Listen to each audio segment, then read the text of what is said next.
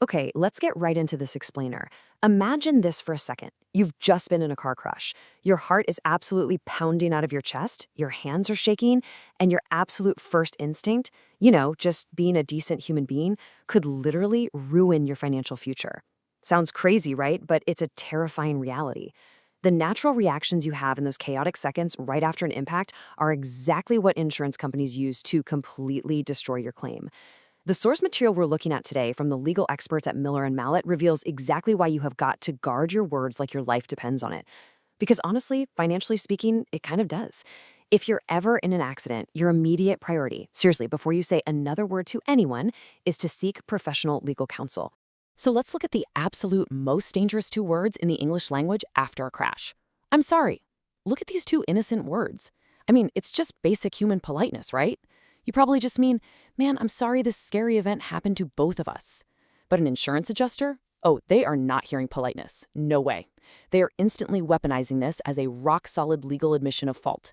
They literally use your kindness as ammunition to deny you compensation. Could these two innocent words actually cost you everything? Absolutely they could. And listen, whether you're driving in the US, navigating roads in the UK, cruising the Autobahn in Germany, or driving through France, insurance companies fundamentally operate the exact same way. They are actively listening for any tiny reason to deny or reduce your compensation. That is their job. They're trained to minimize payouts. And this is exactly why securing a free case consultation with an expert attorney is so absolutely crucial right from the jump. Don't let your own politeness bankrupt you. All right, moving into section 1, innocent words, expensive consequences. Just look at the crazy contrast here. On the left side, you've got the innocent driver, disoriented, shaken up, running on pure adrenaline, and honestly just trying to be polite. Then on the right, you have the insurance adjuster. They're calm, sitting comfortably at a desk, highly trained to minimize what they owe you, and actively looking to shift the fault away from their client. It's totally mismatched. You can never, ever let your guard down. What do you think local laws can actually do to an innocent mistake like apologizing? Well, the results can be devastating. This is exactly why you should never face an insurance adjuster alone. Call a pro. So that brings us to Section 2, the 50% trap. Let's look at a really costly case study. Notice how fast your compensation can drop to literal zero. In places with modified comparative fault rules, like Arkansas, for example, under Code Section 16-64-122, if an adjuster twists your words to make you even 50% at fault, you get nothing. Zero. Nada. If you're less than 50% at fault, your compensation is reduced by your exact percentage of fault. Saying I'm sorry instantly shifts this percentage against you. To put it into perspective, your compensation is shrinking with every single word you say at the scene. This is a massive reason why you've got to call an attorney immediately. You need someone to aggressively defend your percentage of fault.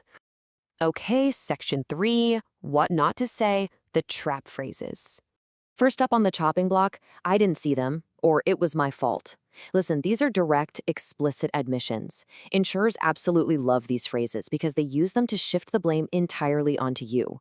And the crazy part, they'll do this even if the physical evidence, like skid marks or dash cam footage, proves otherwise. But wait, what about things you say regarding your own body? Hidden injuries are a massive factor here. You should always consult a professional before declaring yourself physically fine.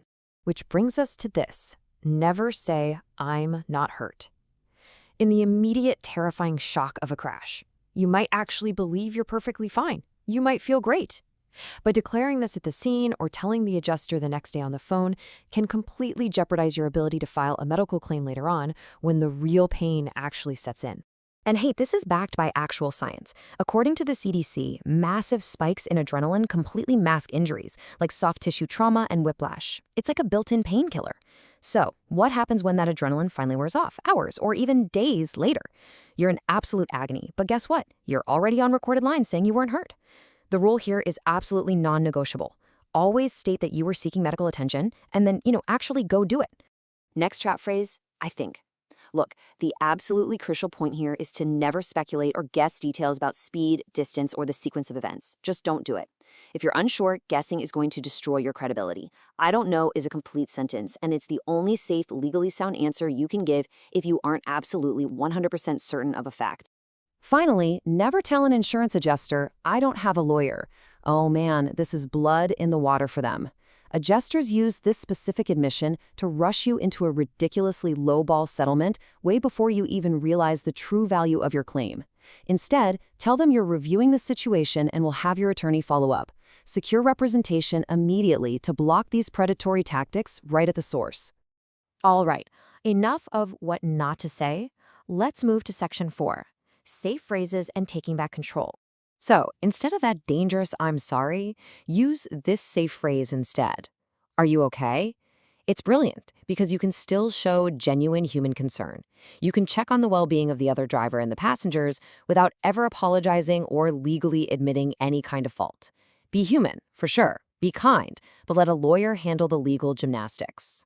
Another incredibly powerful safe phrase is simply, "I'll wait for the police to arrive." Now, why is this so crucial? Because you need an official, highly objective record. A police report documents the scene accurately and prevents the other driver from totally changing their story a week later. It stops misstatements dead in their tracks. And when you're pressed by anyone, and I mean anyone, for details, simply state, "I'd prefer to speak with my attorney before discussing the details." Now, exchanging basic insurance info is totally fine and it's legally required, but this exact phrase protects you from saying something that tanks your case.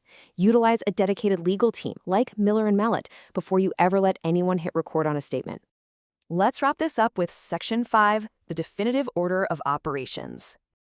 I want you to walk through this definitive checklist in your mind.